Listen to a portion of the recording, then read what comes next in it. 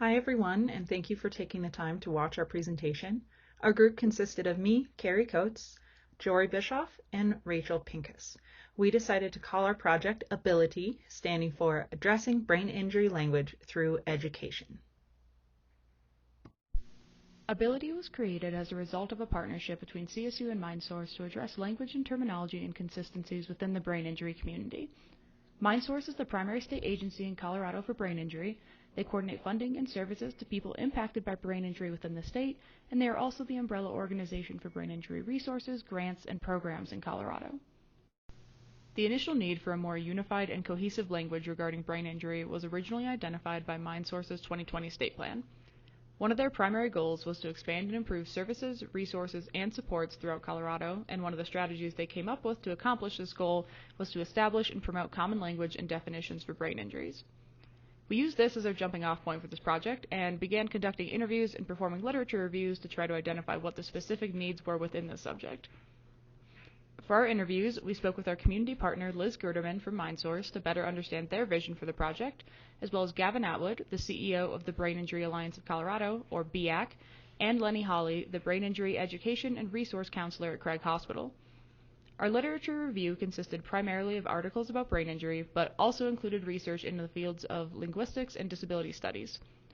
These sources helped us to identify common language issues such as non-traumatic forms of brain injury not being referred to as a form of brain injury, the inconsistent application of the term concussion, and the confusion surrounding the mild, moderate, severe scale being used to describe the initial cause of a brain injury rather than the severity of the symptoms. One thing that was really emphasized in our interviews was the importance of obtaining information and opinions from the people who are directly impacted by brain injury.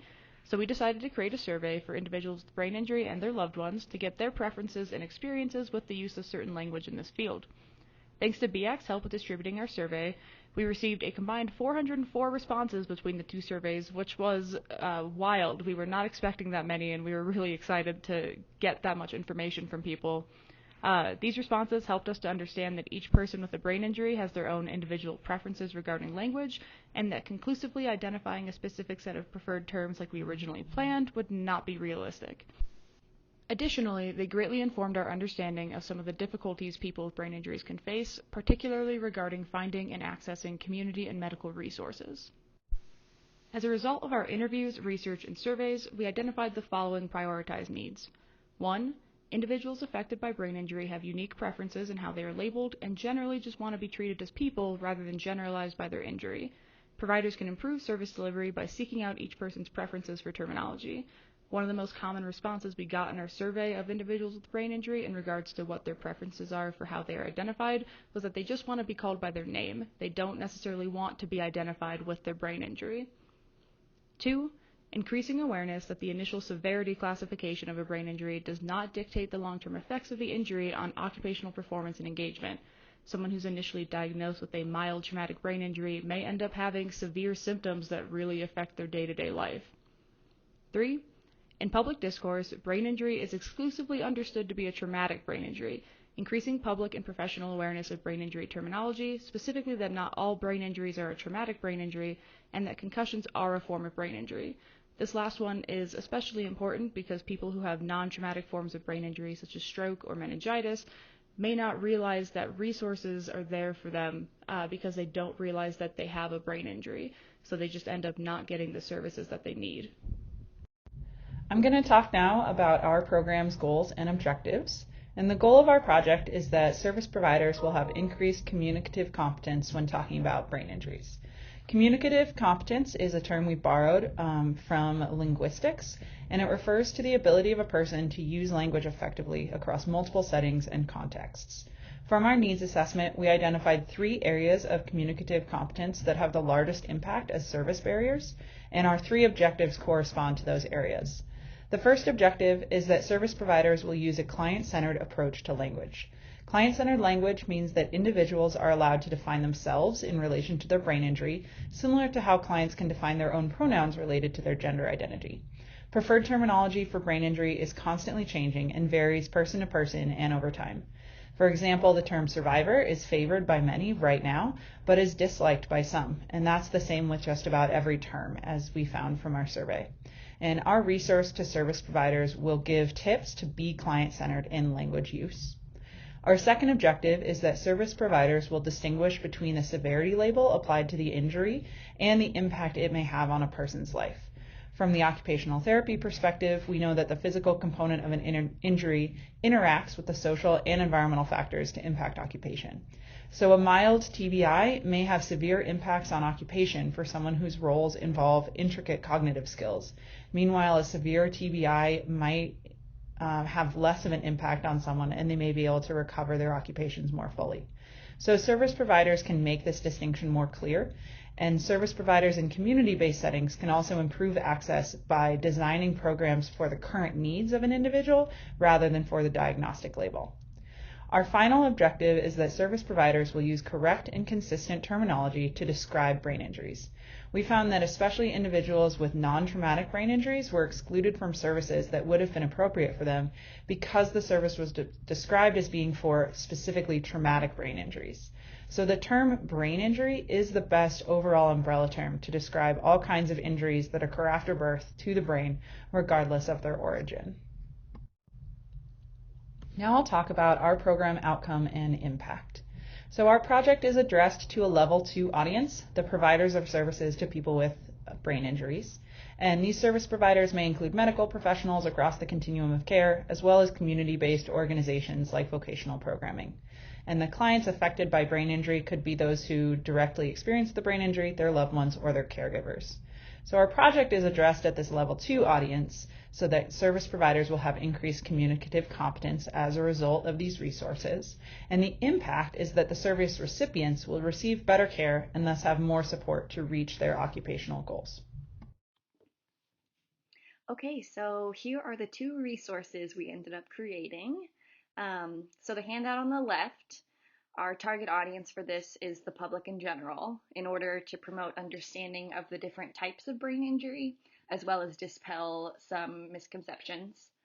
Some of the major misconceptions we wanted to address, which were part of our list of prioritized needs, was first that not all brain injuries are TBIs, and also that while TBIs are categorized by the severity of the initial blow to the head, these categories don't always correlate to the severity of an individual's functional limitations afterwards. We found that many individuals with mild TBIs felt that their experience wasn't represented well by the term mild, and that people may assume that their experience wasn't as big of a deal as it actually was. We also wanted to clear up a bit about acquired brain injury and concussion and how those terms fit into the equation. So you can see that in the bottom right.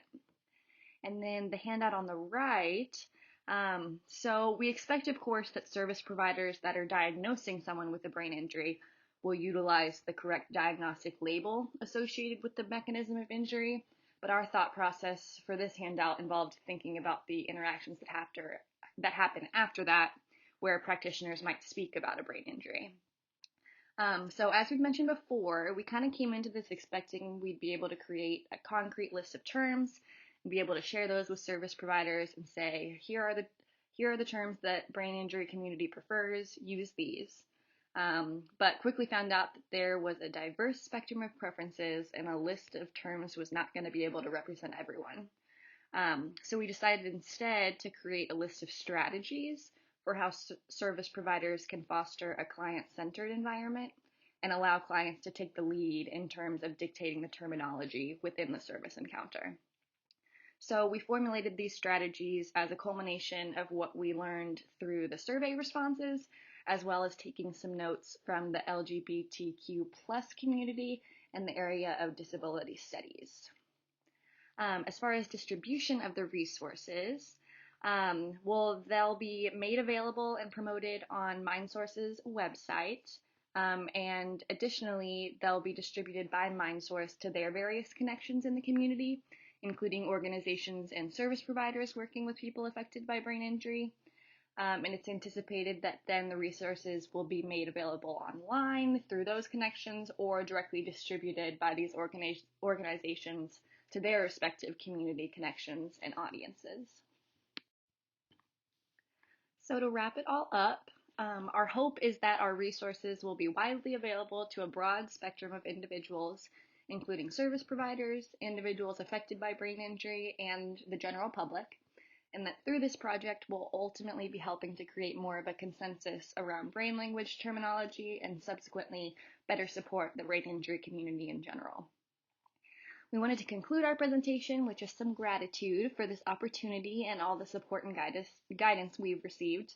All three of us have experienced so many aha moments throughout the process and feel that our thinking has been expanded in a lot of ways that we really didn't even expect. We've gained knowledge about brain injury classification and its effect on service access. We've gained understanding of common misconceptions related to brain injury. And through our survey, we felt we gained a ton of perspective in terms of some of the barriers the brain injury community is facing, which I think really empowered and inspired us as we worked on this project. So our thanks to Liz and MindSource.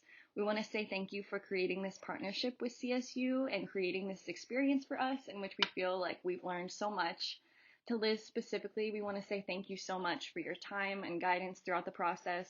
You were such a pleasure to work with, and we always felt really supported by you, especially considering the fact that you took on oversight of two separate projects. We are just so grateful for your help.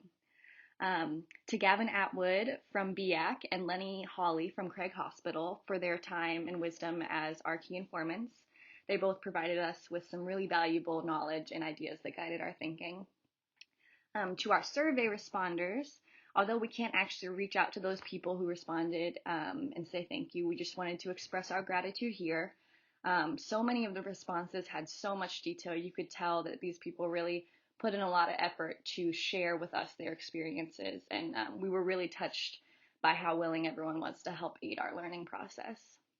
To Pat, we just think you're the best. We felt so supported by you throughout the semester and always looked forward to our virtual class time. Thank you for being you, and you will be truly missed by CSU and the entire program.